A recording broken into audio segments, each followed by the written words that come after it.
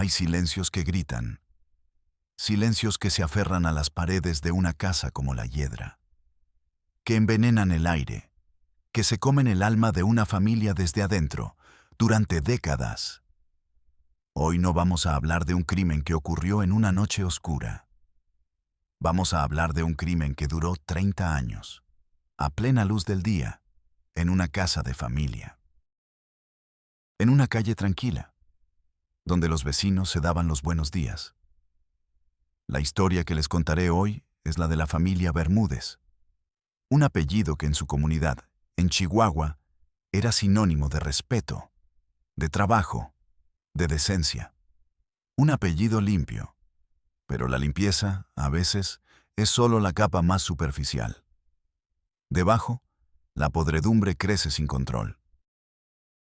Detrás de esa fachada de normalidad se escondía un abismo, un secreto tan oscuro que la mente se niega a comprenderlo. Un padre, su nombre era Arturo. Una hija, su nombre era Laura, y un pacto de silencio que involucró a todos. A la madre, Elena, que sabía, y calló. A los hermanos, que veían, y callaron. A una familia entera que eligió mirar hacia otro lado, que eligió la mentira antes que la verdad, que eligió proteger al monstruo y sacrificar a la víctima. Esta no es solo la historia de un hombre terrible, es la historia de una complicidad, de una ceguera voluntaria, del fracaso de una comunidad que prefirió la comodidad de no saber. Si estás aquí, no es por casualidad, es porque tu alma busca entender. Busca respuestas en las esquinas más oscuras de la condición humana. Si tienes el valor de mirar de frente al horror, no para juzgar, sino para entender, y para que nunca más se repita, suscríbete. Acompaña a esta comunidad que no teme a la oscuridad. Porque solo encendiendo una luz en ella, podemos empezar a sanar las heridas que como sociedad permitimos que se abran. La casa de los Bermúdez estaba en una colonia de clase media. Ladrillo rojo, un pequeño jardín al frente, con rosales que Elena cuidaba con una devoción casi fanática, siempre perfecto. Desde afuera, era la postal del sueño mexicano, una familia unida, próspera, feliz. El señor Arturo Bermúdez era visto como un pilar, dueño de un negocio de refacciones que daba trabajo a varios en el barrio. Siempre un apretón de manos firme, una sonrisa fácil, una donación generosa para la kermés de la escuela. Su esposa, Elena, era su sombra, la imagen de la devoción. Siempre un paso detrás de él, siempre con la mirada baja. Sus hijos, 3 varones y una hija, parecían la prueba de su éxito. Educados, respetuosos, pero había algo en los ojos de la única hija, Laura. Una tristeza antigua, una sombra que ni la luz cegadora del desierto de Chihuahua podía disipar. La gente lo notaba. En las fiestas familiares, en la misa del domingo, veían esa mirada perdida, ese temblor casi imperceptible en sus manos cuando su padre se acercaba. Pero nadie preguntó, nadie se atrevió. Era más fácil no saber, era más cómodo inventar excusas. Es una chica muy tímida. Es reservada. Es delicada de salud. Palabras. Escudos que usamos para no nombrar el dolor que vemos en los ojos de otros. El secreto comenzó cuando Laura tenía apenas 13 años. Una noche. Un crujido en el pasillo. La manija de su puerta girando lentamente. Era su padre. Y esa noche, en el santuario de su propia habitación, la infancia de Laura terminó para siempre. El mundo se rompió en 1000 pedazos silenciosos. Y sobre esas ruinas, el monstruo comenzó a construir su reino. Un reino de silencio, ladrillo a ladrillo, día a día. Durante 30 largos y asfixiantes años. El cambio no vino de adentro. El cambio nunca viene de adentro en estas historias. La jaula era demasiado fuerte, El miedo, demasiado profundo. El cambio vino de afuera, en la forma de una mujer llamada Sofía. Sofía era maestra. Acababa de llegar a Chihuahua, huyendo de un pasado propio en la Ciudad de México. Buscaba paz. Encontró una guerra silenciosa. Le asignaron el 3er grado de primaria. Y en su salón había un niño que no hablaba. Su nombre era Mateo. Tenía 8 años. Y vivía en un mundo de silencio. No era un silencio desafiante, ni tímido. Era un silencio pesado, roto, como si alguien le hubiera robado las palabras. Sofía intentó acercarse, con juegos, con dibujos, con paciencia. Mateo solo la miraba con unos ojos inmensos, ojos que habían visto demasiado, ojos idénticos a los de Laura Bermúdez, su madre. En los registros de la escuela, Mateo Bermúdez aparecía sin padre registrado. Solo el nombre de su madre, Laura. Padre. Desconocido. Era extraño. En una comunidad tan tradicional. Sofía decidió que debía hablar con la madre. Convocó a una reunión. Laura llegó puntual. Se sentó en la pequeña silla frente al escritorio de Sofía. Y no levantó la vista del suelo. Señora Bermúdez. Laura, estoy preocupada por Mateo, dijo Sofía. Laura se encogió de hombros, un movimiento casi imperceptible. Él es así, susurró, callado. Sofía sintió un frío recorrerle la espalda. No era la respuesta de una madre preocupada, era la respuesta de alguien que ha memorizado un guión. Pero no juega, no interactúa. En sus dibujos solo hay oscuridad, manchas negras, insistió Sofía. Le mostró uno de los dibujos, una hoja de papel casi cubierta por completo con un crayón negro. En una esquina, una pequeña figura, encerrada. Laura miró el dibujo y sus manos comenzaron a temblar. Tengo que irme, dijo, levantándose de golpe. Mi padre me espera. La palabra padre sonó extraña. Sonó como una sentencia. Sofía se quedó sola en el salón de clases. El dibujo de Mateo sobre la mesa. Una mancha de oscuridad. Una advertencia. No se rindió. Llamó a la casa de los Bermúdez. Contestó una mujer. Elena, la abuela de Mateo. La madre de Laura. La voz de Elena era amable, pero firme. Agradecemos su interés, maestra, pero nosotros nos encargamos de nuestra familia. Le aseguro que no hay ningún problema. Mateo es un niño sano. Clic. Le colgó el teléfono. Sofía sintió que chocaba contra un muro de sonrisas falsas y palabras amables. Un muro diseñado para mantener a los extraños afuera.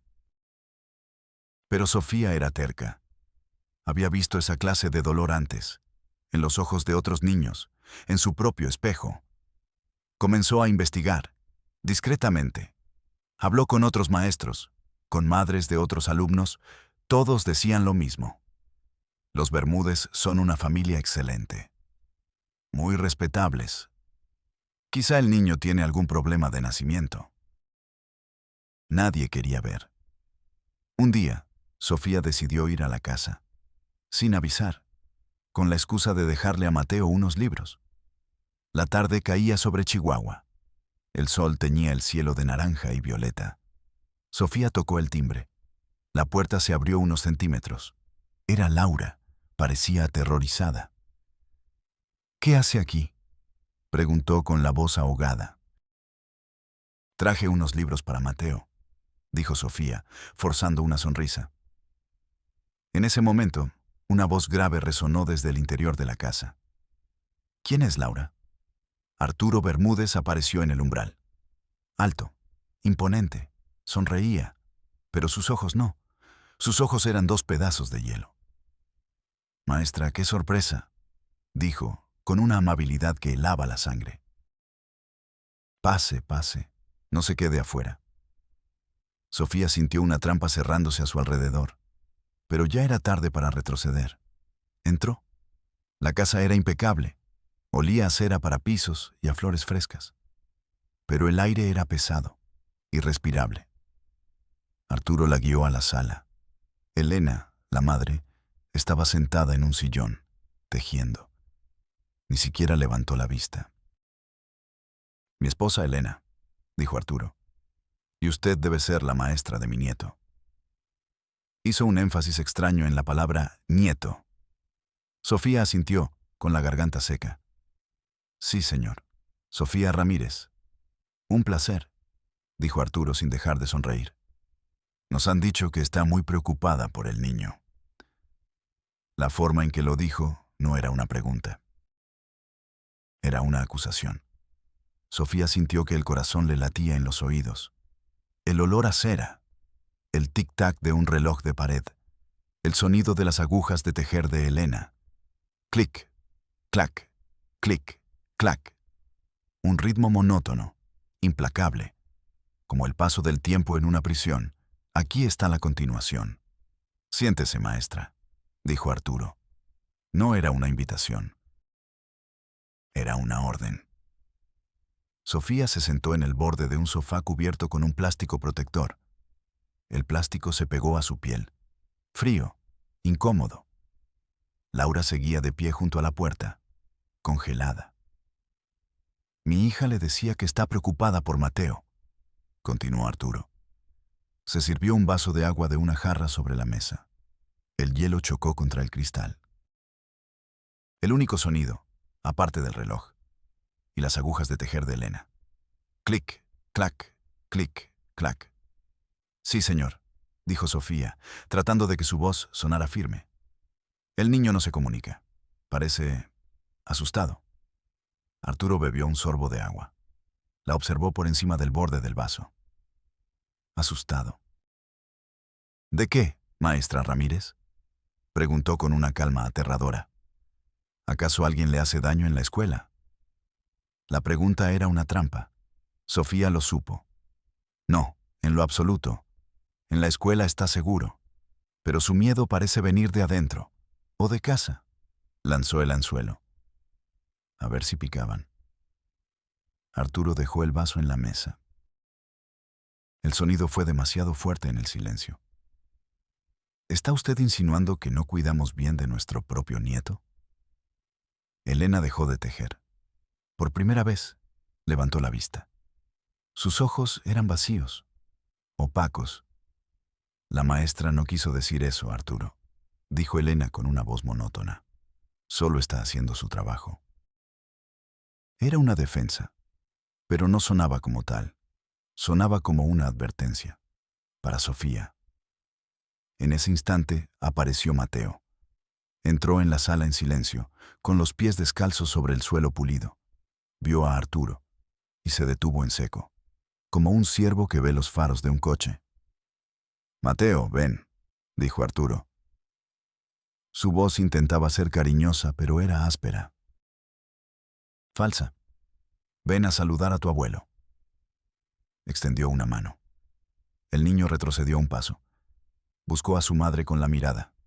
Se escondió detrás de las piernas de Laura, aferrándose a su falda. Arturo bajó la mano lentamente. Una sonrisa torcida se dibujó en su rostro. ¿Lo ve? Tímido, igual que su madre a su edad. Miró a Laura, una mirada larga, posesiva. Nunca le gustó la gente. Siempre en su propio mundo, ¿verdad, hija? Laura no respondió. Solo apretó la mano de su hijo. Sofía sintió que se ahogaba. El aire de esa casa era veneno. Bueno, se hace tarde, dijo, levantándose de golpe. El plástico del sofá hizo un ruido de desgarro. Solo quería traer los libros y hablar un momento. Se movió hacia la puerta, hacia la libertad. Laura, acompaña a la maestra, ordenó Arturo sin mirarla. Laura dio un paso para seguir a Sofía, pero Arturo fue más rápido. Se levantó y le agarró el brazo, con fuerza. No, quédate, dijo en voz baja, pero con una dureza que cortaba el aire. Tú y yo tenemos que hablar. Sofía vio el gesto. Vio la mano de ese hombre aferrada al brazo de su propia hija. Vio los nudillos blancos de Arturo. Vio el gesto de dolor reprimido en el rostro de Laura. Vio cómo ella bajaba la mirada, derrotada. Y en ese segundo, en esa fracción de segundo en que sus ojos se encontraron con los de Sofía, Laura gritó, no con la boca, con la mirada. Fue un grito de auxilio. Un grito que llevaba 30 años atascado en la garganta. Sofía sintió un golpe en el estómago. El horror, puro, inequívoco. Se le heló la sangre. Abrió la puerta y prácticamente huyó de esa casa. El aire fresco de la noche la golpeó como una bofetada. Corrió hacia su coche. Las llaves temblaban en su mano. No podía acertar en la cerradura. 1, 2, 3 veces. Finalmente, la puerta se abrió. Se metió dentro y echó los seguros. El sonido del seguro al bajar fue como el cerrojo de una celda. Apoyó la frente en el volante frío. Respiraba agitadamente. Un temblor incontrolable le recorría todo el cuerpo. En su boca, un sabor metálico. El sabor del miedo. Cerró los ojos, pero la imagen estaba ahí, grabada a fuego en su retina. La mano de Arturo en el brazo de Laura. La mirada vacía de Elena. El terror silencioso en los ojos del pequeño Mateo. No era una familia. Era una cárcel. Y el carcelero sonreía y daba los buenos días a los vecinos. Ya no había dudas.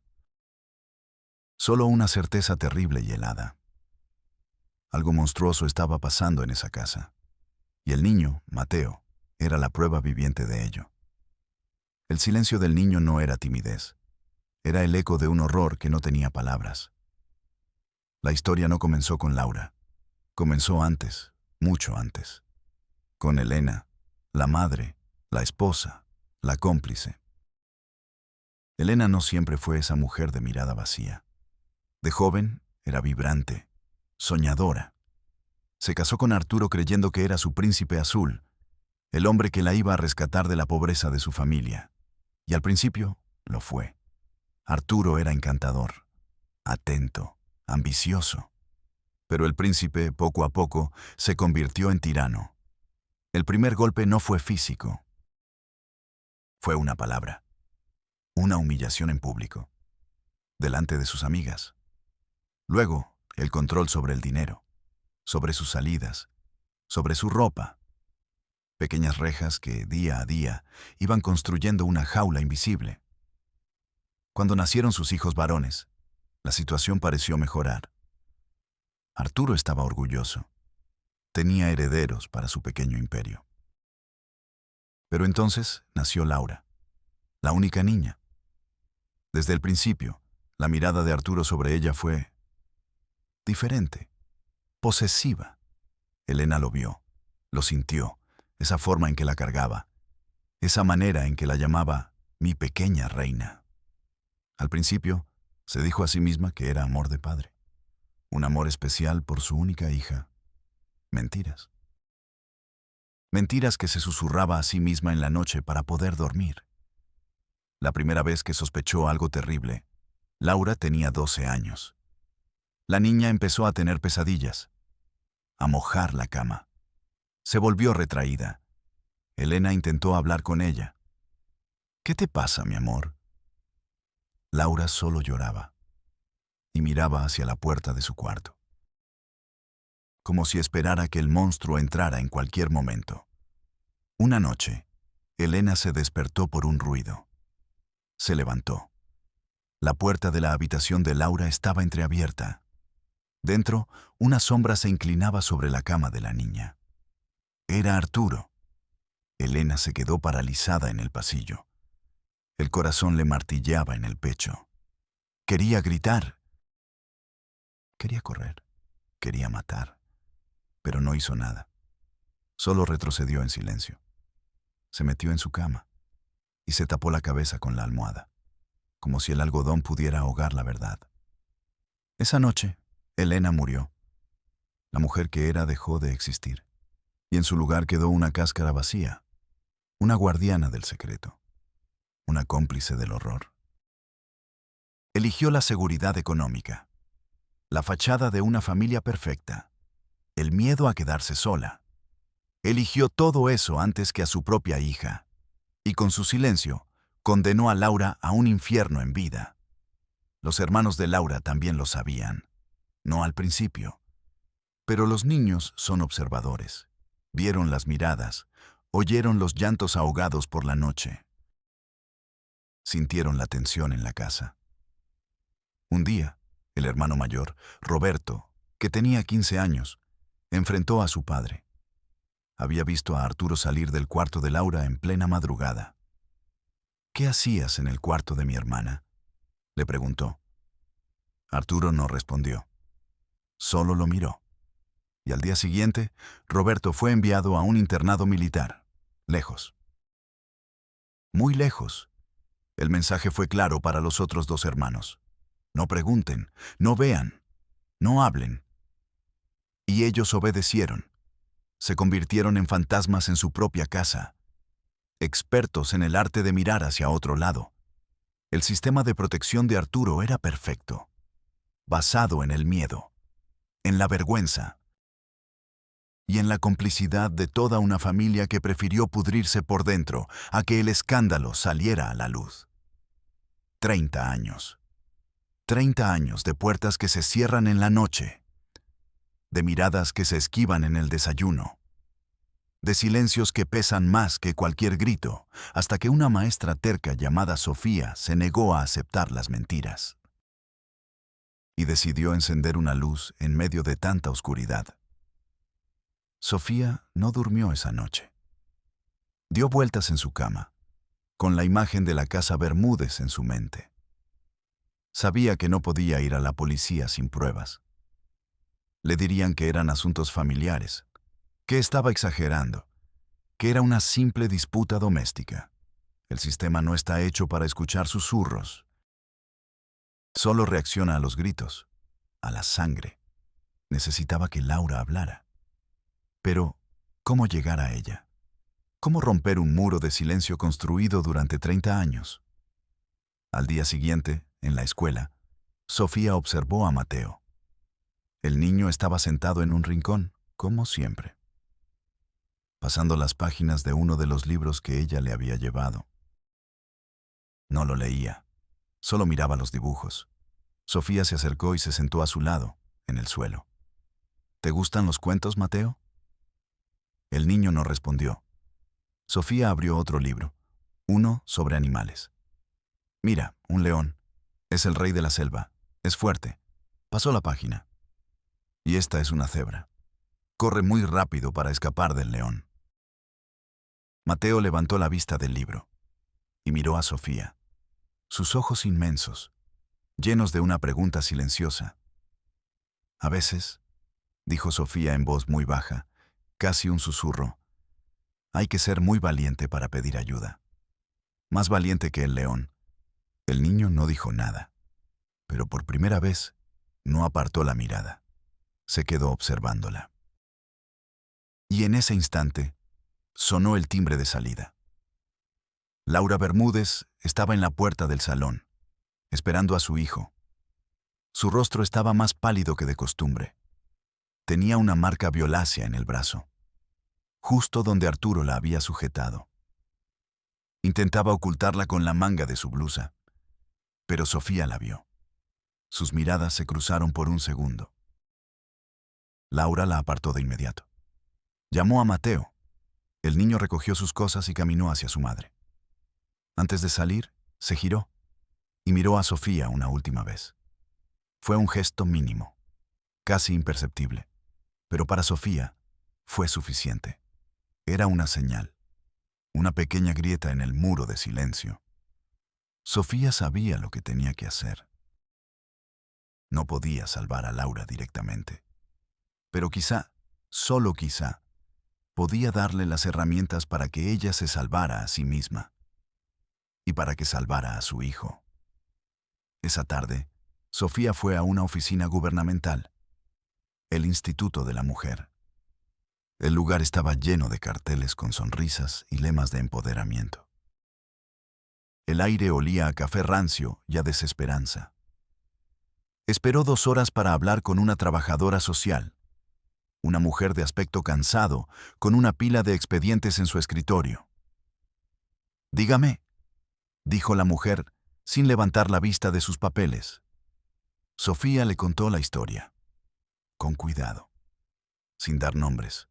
Habló de un niño que no hablaba, de una madre con la mirada perdida, de una marca en el brazo, de una sensación de terror en una casa perfectamente ordenada.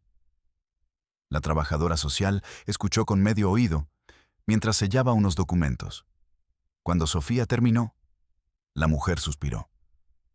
«Mire, señora Ramírez», me dijo, «¿verdad?» «Sí». «Mire, señora Ramírez, historias como esa escucho 10 al día. Si no hay una denuncia formal, no podemos hacer nada». «Pero la mujer tiene miedo», insistió Sofía. «No se atreve a denunciar». La trabajadora social levantó la vista por primera vez. Sus ojos estaban tan vacíos como los de Elena Bermúdez. «Si tiene miedo, puede venir aquí o llamar a la línea de ayuda.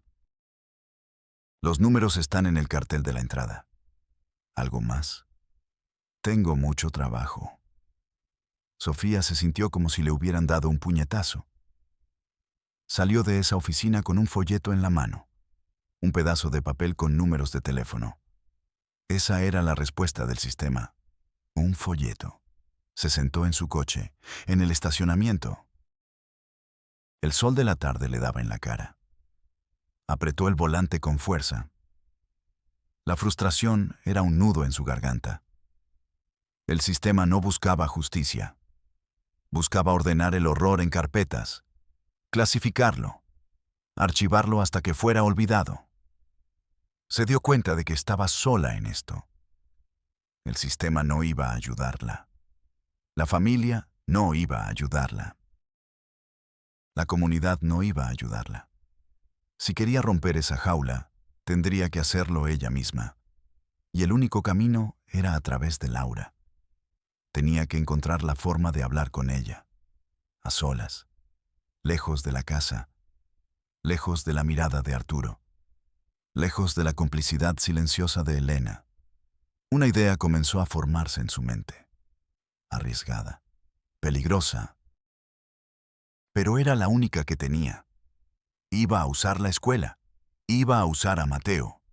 Iba a crear una situación en la que Laura no tuviera más remedio que reunirse con ella. Fuera de los muros de su prisión, claro. Aquí tienes la continuación. Al día siguiente, Sofía puso su plan en marcha.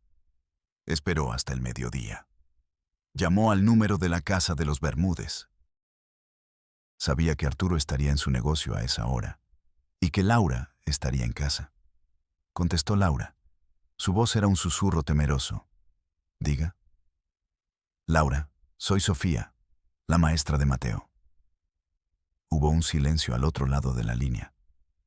«Necesito que venga a la escuela, inmediatamente». Sofía hizo que su voz sonara urgente, alarmada. «¿Pasó algo? ¿Mateo está bien?» La voz de Laura se quebró. La única grieta en su armadura, su hijo. «Él está bien», la tranquilizó Sofía. «Pero hubo un incidente. Es mejor que lo hablemos en persona. No puedo discutirlo por teléfono. Era una mentira, pero una mentira necesaria. Por favor, venga sola». Clic. Colgó antes de que Laura pudiera negarse. Ahora solo quedaba esperar. Sofía preparó el salón de clases. Cerró la puerta. Se sentó en su escritorio, con las manos entrelazadas. El corazón le latía con fuerza. ¿Y si no venía? ¿Y si Arturo se enteraba? El riesgo era enorme. No solo para ella, para Laura, para Mateo. Pasaron 20 minutos que parecieron una eternidad.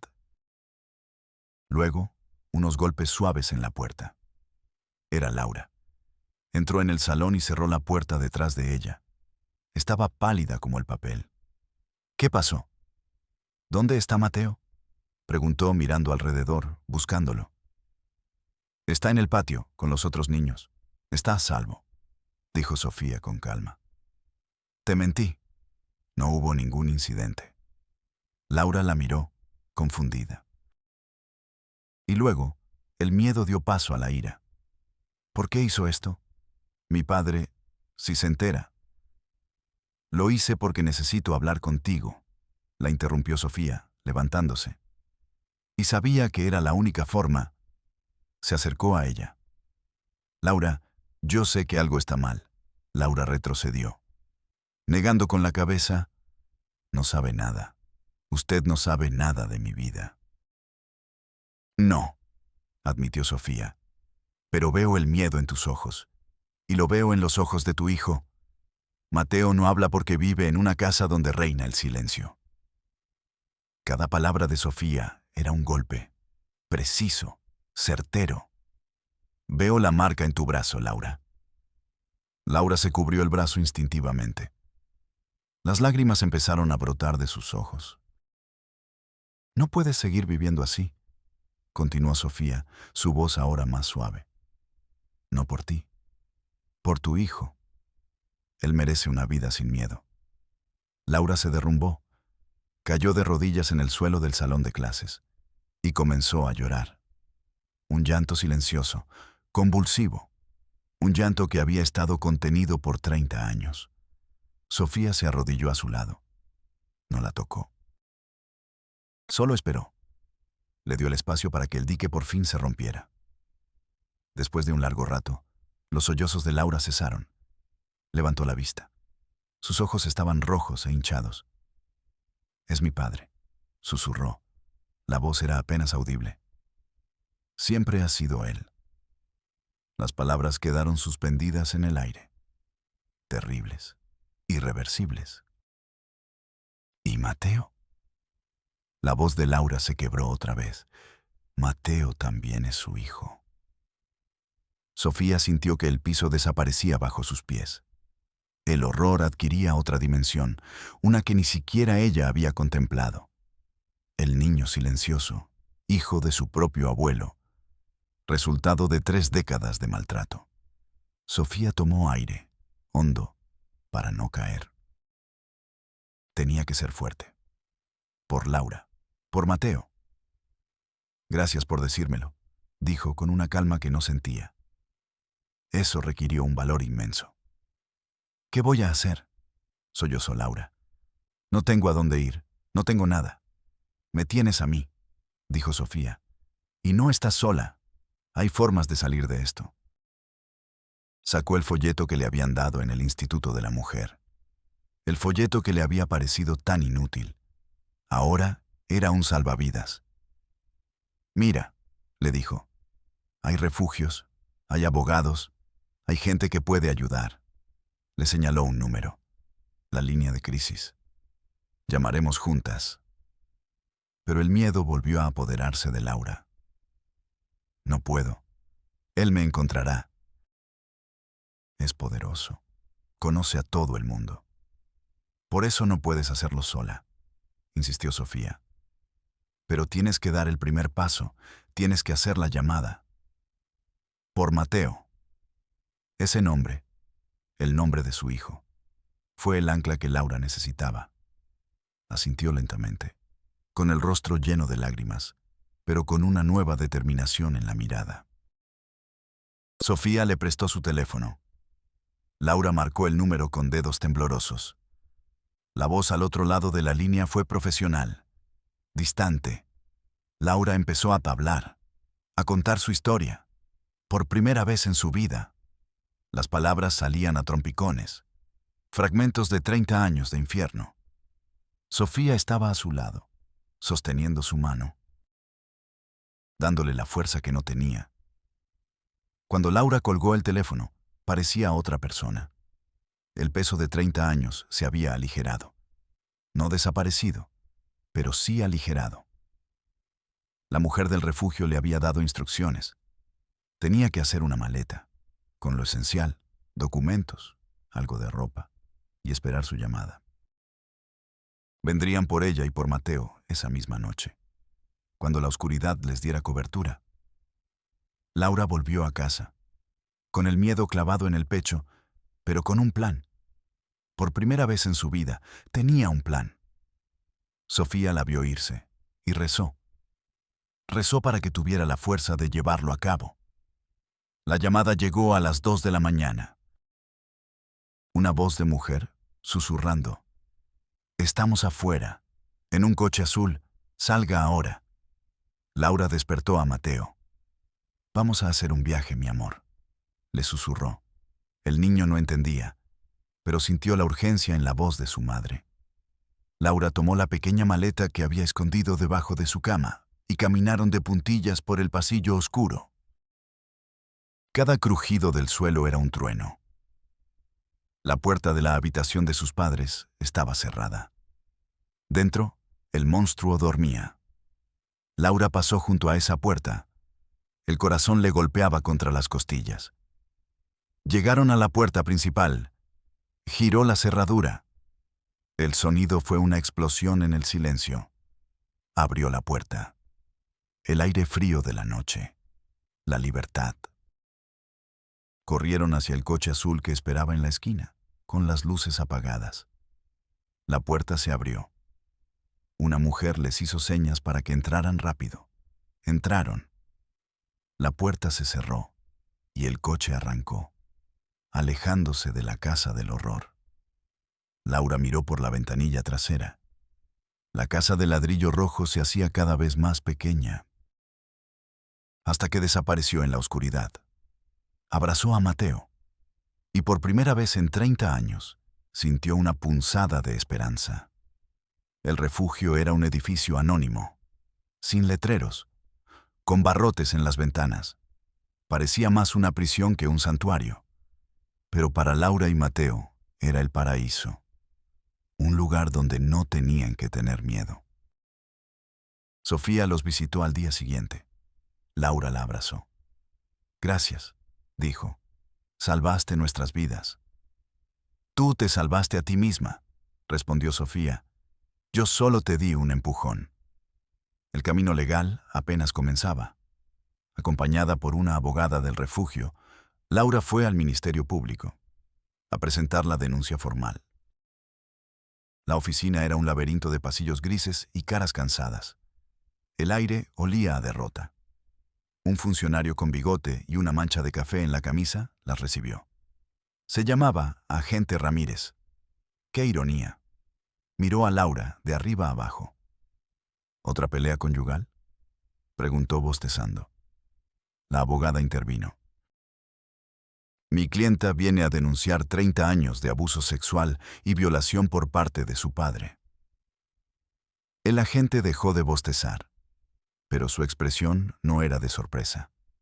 Era de fastidio. ¿30 años?, dijo escéptico. ¿Y por qué denuncia hasta ahora? La pregunta golpeó a Laura como una bofetada.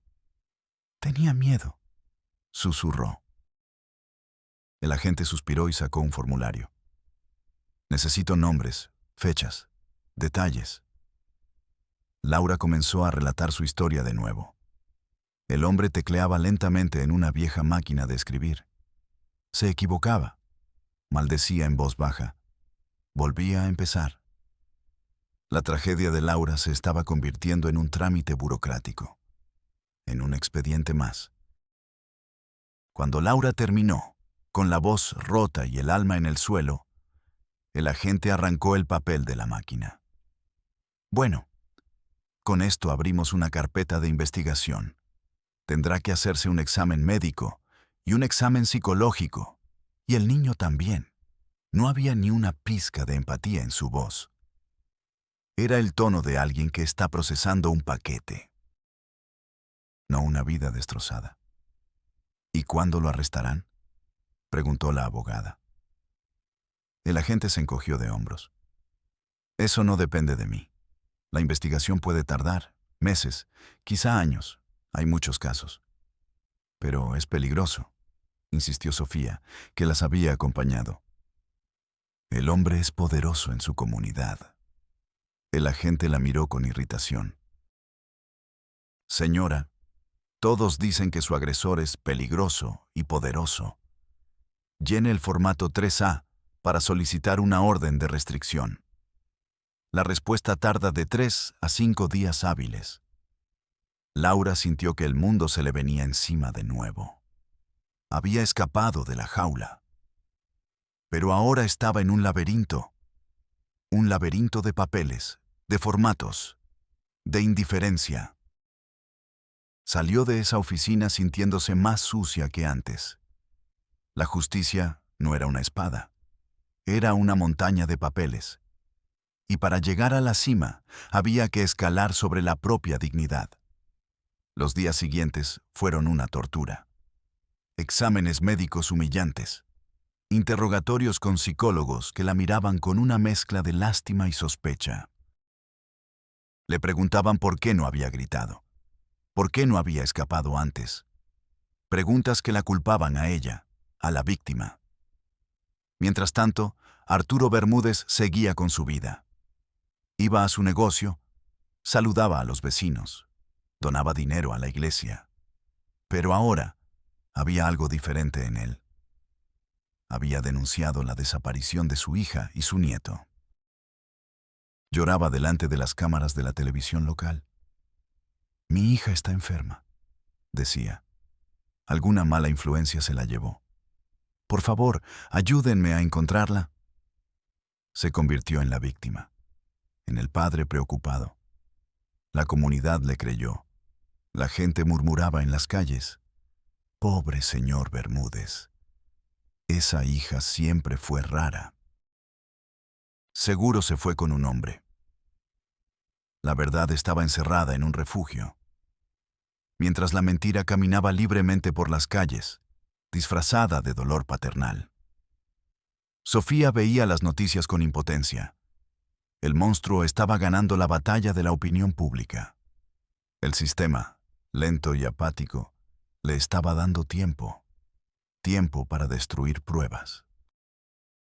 Tiempo para comprar testigos. Tiempo para enterrar la verdad bajo una nueva capa de mentiras.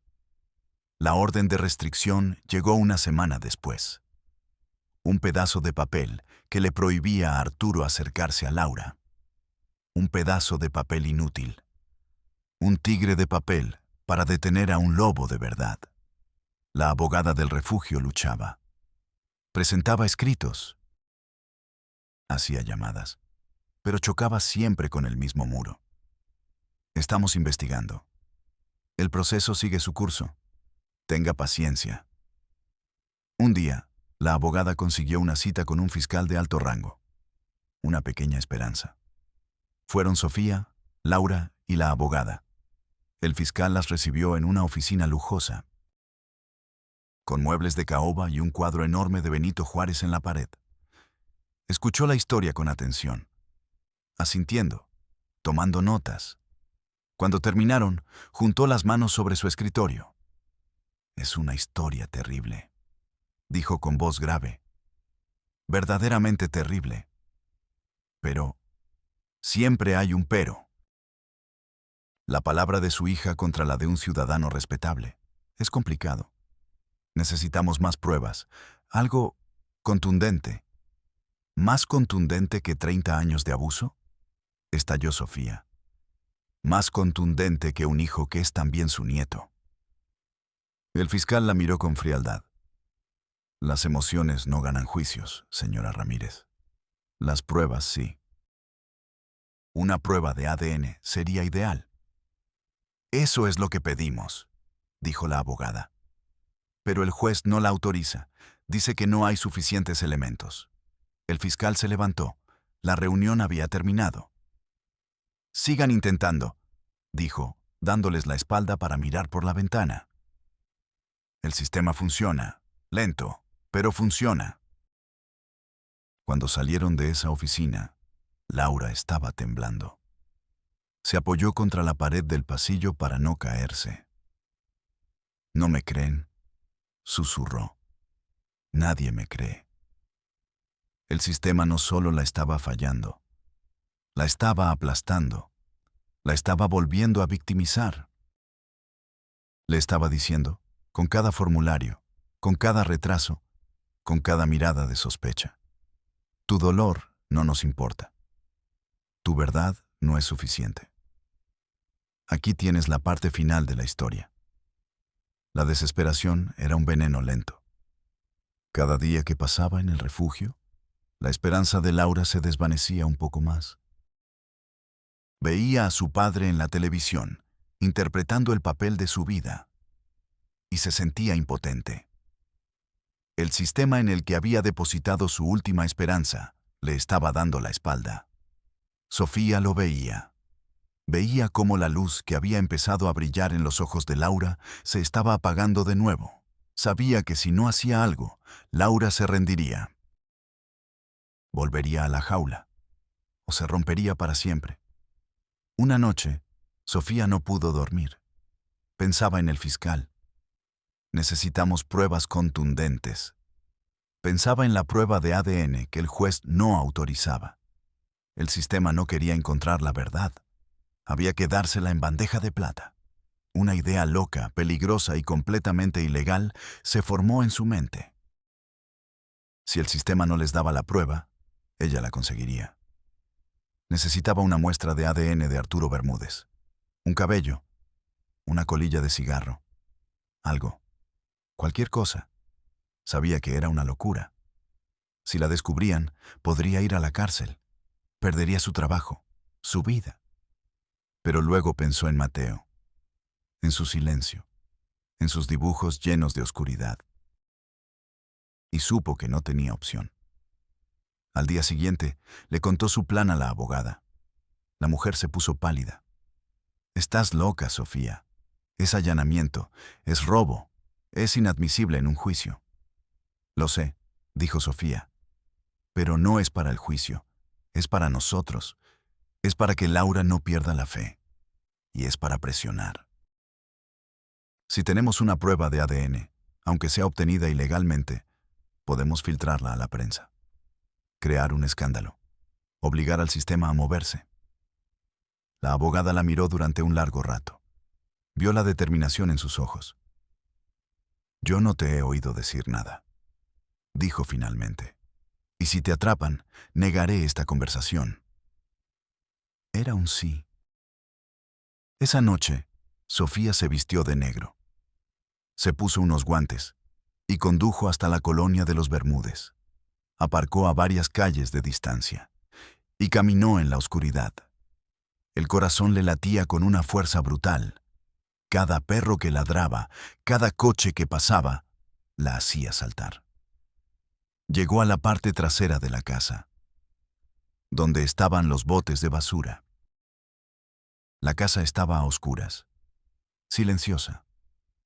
Con los guantes puestos, empezó a revisar la basura, bolsa tras bolsa, restos de comida, pañuelos usados. El olor era nauseabundo. Se sentía como una criminal. Pero la imagen de Mateo le daba fuerzas. En la tercera bolsa lo encontró. Un cepillo de dientes desechable. Y pegados a él, un par de cabellos oscuros. Los tomó con unas pinzas, con el cuidado de un cirujano.